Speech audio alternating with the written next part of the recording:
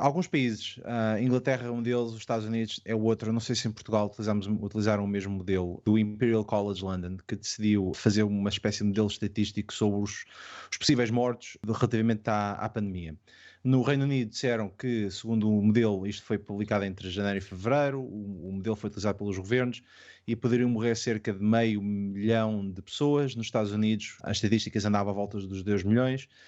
Entretanto, o que aconteceu foi que o modelo nunca foi aberto ao público para as pessoas poderem ver o que é que tinha sido criado, ponto número 1. Ponto número 2, nunca ninguém teve acesso ao código, até há um tempo atrás, em que o código foi publicado no GitHub, mas não foi o modelo original, porque o modelo original, segundo parece e segundo a investigação do The Telegraph, era um único fecheiro com 15.000 linhas feito por alguém, por um cientista, em Fortran, já há um bom valente, há um bom par de anos, que decidiu utilizar esse modelo para calcular os números de mortos e quando é que os governos deviam não fechar as fronteiras ou deviam não entrar em lockdown.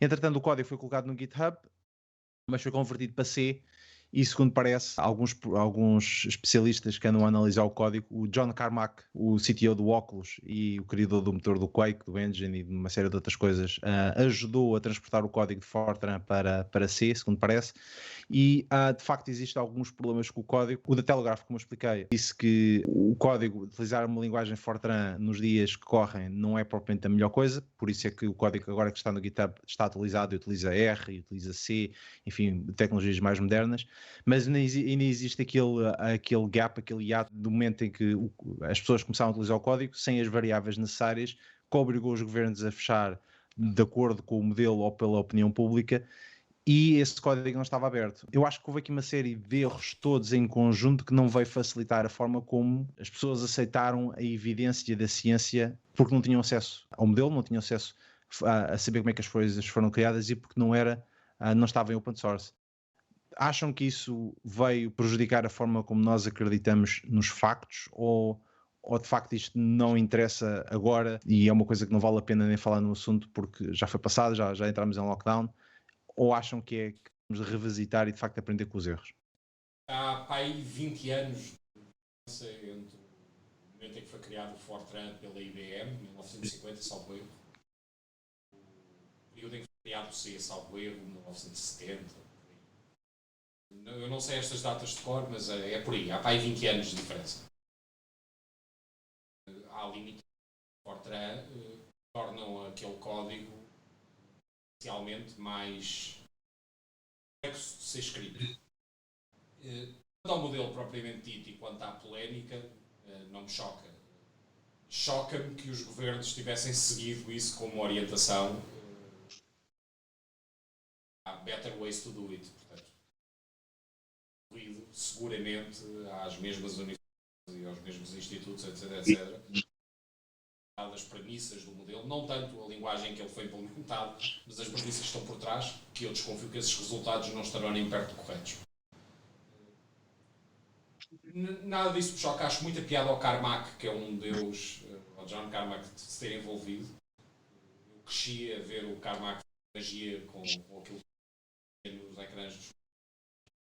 E portanto não tenho muito mais a dizer do que decidir com base em informação errada é perigoso. E a forma como eventualmente, aparentemente, as coisas se passaram no passado ajuda a explicar porque é que algumas das decisões são questionáveis. A forma como fechamos, o modelo com que estamos a abrir, o não ser absolutamente óbvio para toda a gente o que é que significava fechar naquela altura, o que significa abrir nesta. Nada mudou aparentemente no vírus. À parte de algumas teorias sobre o vírus, eventualmente com algumas mutações, estar potencialmente a ser menos. Mas como nada de fundamental que se saiba, que esteja provado, mudou, o que nós estamos a fazer é gerir a capacidade dos serviços médicos. Ou seja, há mais camas livres nos hospitais, podemos abrir um bocadinho mais. Se a situação se inverter, temos que fechar outra vez. Alguém já reparou que o peso que isto tem na economia é impensável. Ou seja, estamos a ultrapassar a humanidade uma crise que vai levar potencialmente para a maior depressão económica da história. O que é problemático. E que é muito importante nós tomarmos decisões com base em exatas. Temo que não tenha sido o caso. Não tenho muito mais a dizer sobre o assunto. Tipicamente existe um ditado que é In God we trust, all others bring data. Armando, achas que os dados que nós tínhamos... All Others Fake Cash é o original. Quem? In God we trust, All Others Fake Cash é o original. Pá, isso foi inventado agora aqui por mim. Assim, mas Armando, achas que quando nós entramos em lockdown tínhamos os dados suficientes e ter acesso à forma como os governos vão utilizando os dados científicos e os modelos que eles utilizam devia de ser aberto a todos e as pessoas deviam de verificar aquilo que a base em que os governos tomam as decisões? Primeira parte da questão, ao início ninguém estava preparado.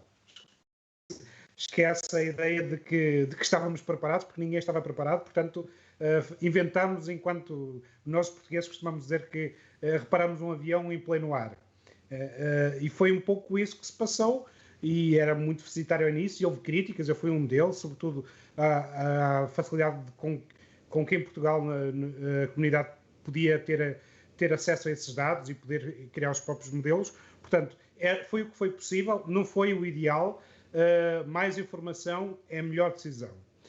E em relação à segunda parte, pegar também num ditado que diz todos os modelos habitualmente estão errados, mas alguns são úteis. Os modelos são precisamente isso. Nós queremos vários a correr, múltiplos modelos a correr. Acho que o maior erro em Inglaterra foi assumir que um único é que era o válido, em detrimento de, não, vamos espalhar, vamos considerar vários modelos a correrem e tentar perceber, conforme eles correm, quais são os outputs, quais são os benefícios, quais são as falhas de cada um dos modelos e tomar uma decisão informada com diferentes vetores. E acho que esse foi o grande erro neste modelo do Imperial College, que foi um único, relativamente hermético, e aí muitas vezes a academia fecha sobre si mesma, não, nem toda, felizmente hoje em dia a academia começa a abrir cada vez mais e trabalhar com Open Data, e essa necessidade de, neste caso, com mais informação, com mais partilha de modelos, é sobretudo por aí que se podia ter tomado uma melhor decisão. Ser um único estaria fatalmente destinado a ter um fracasso, porque tinham apenas uma visão, não recebia input de outras variáveis. Aniceto, achas que o modelo estava correto ou precisavas ter acesso ao código Fortran? Deixa-me só voltar atrás. Como disse o Armando muito bem, isto foi um caminho de Minas. Não havia preparação possível. Eu tive acesso a modelos de alguma parte do Ministério da Saúde no início disto e,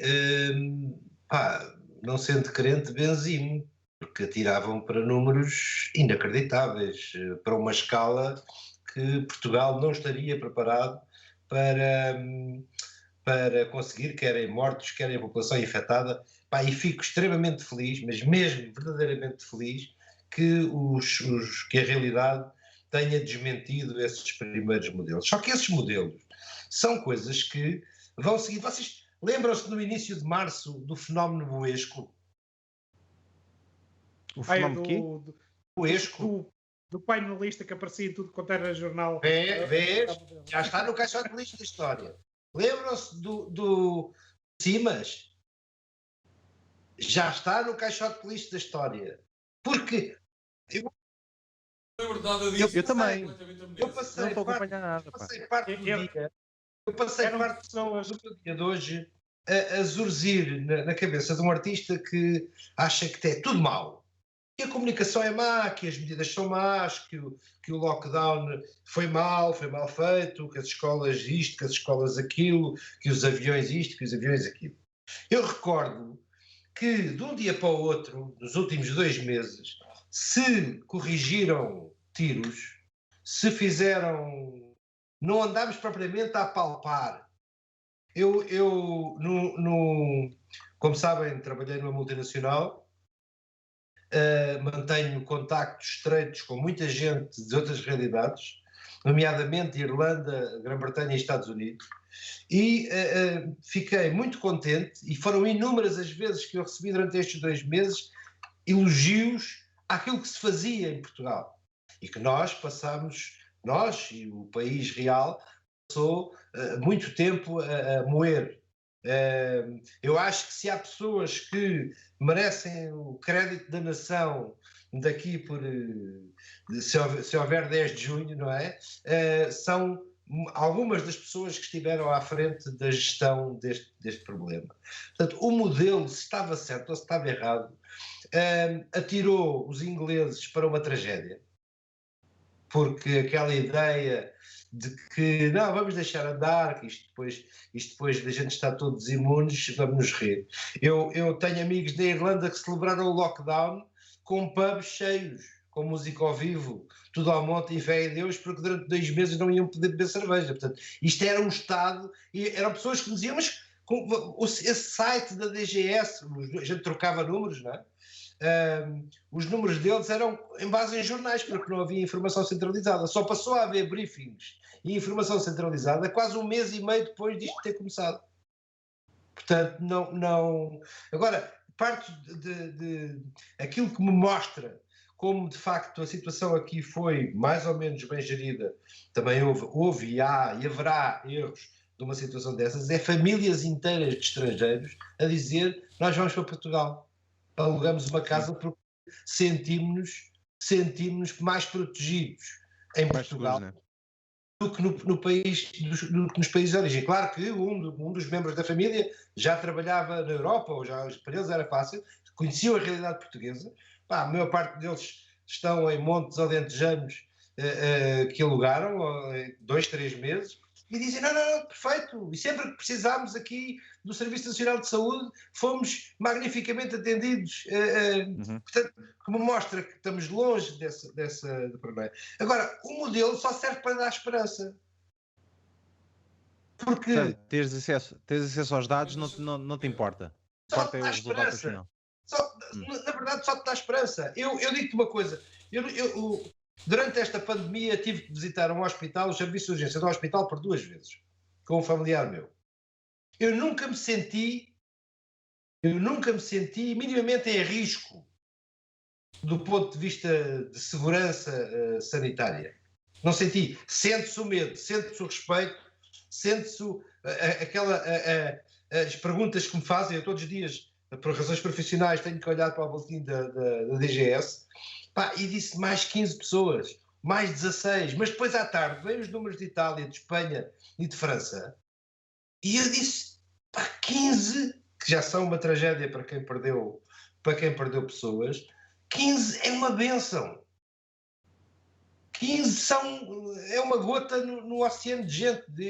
Nós vamos ficando imunes, entre aspas, à dor.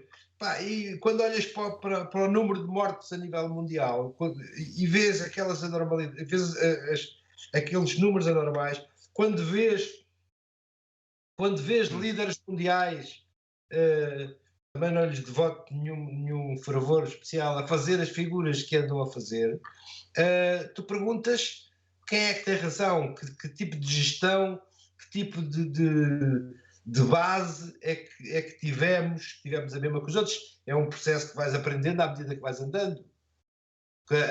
O número que eu vi, que eu falei no início, que me assustou, que vim para casa, verdadeiramente foi no dia em que me caiu uma espécie de bigorna de consciência em cima, e disse, não é possível. Apontava-se para 40% da população infectada no final de maio.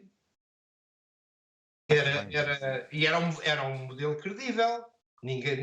Qualquer um destes que foram usados, conheço muitos matemáticos e muitos professores que foram fazendo o seu próprio modelo, que foi outro fenómeno social bastante engraçado, foi tentar, digamos, pegar a informação que tinham e ir fazendo o seu próprio modelo. Todos já desistiram, porque rapidamente todos perceberam que a realidade foi bastante diferente daquilo que os modelos apontavam. Sejam eles dessas estrelas cadentes que andaram aí a pregar a desgraça e o fim do mundo, e que já foram parar ao caixote lixo da história da pandemia.